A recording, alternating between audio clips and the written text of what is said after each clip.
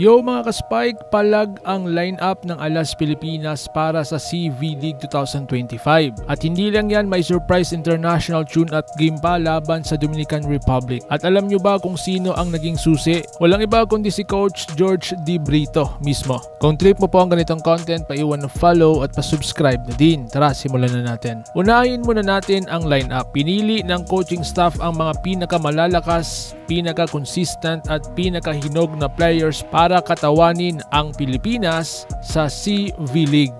Expected mga ka-Spike na core players based on recent lineups. Una sa ating listahan, si Angel Canino. Pangalawa, si Tia Gagate. Pangatlo, Ea Laure. Pang-apat, Cici Rondina. Panglima, Majoy Baron. Pang-anim, Don Macandili. Pang-pito, Gia Di Guzman. Pang-walo, Faith Nesperos. Pang-siyam, Jen Nerva. At pang-sampo, Del Palomata. Pinagsama ang veterano at bagong dugo, kaya't expect natin mga ka-Spike ang mas explosive at cohesive na alas sa court. Pero ito ang pinakamatinding twist.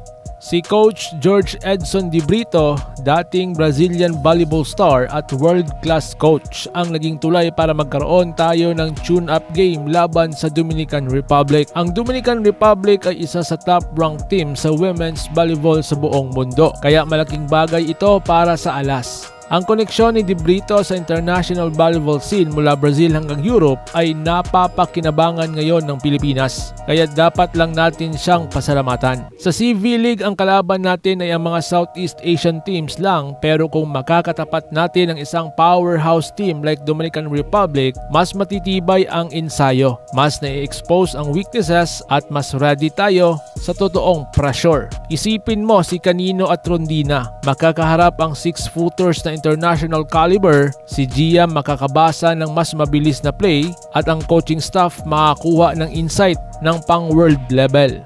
Sa mga training session nila, kita agad ang focus. Di lang basta ito friendly tune-up, battle test ito para sa CV League. Seryoso ang team sa misyon nilang manalo. Hindi lang sa Southeast Asia, kundi sa buong Asia very soon. Sa dami ng fans na manunood, ramdam na ramdam ang puso at galing ng national team. At kung may isang bagay na natutunan natin sa journey nila, yun ang never count out the Pilipinas.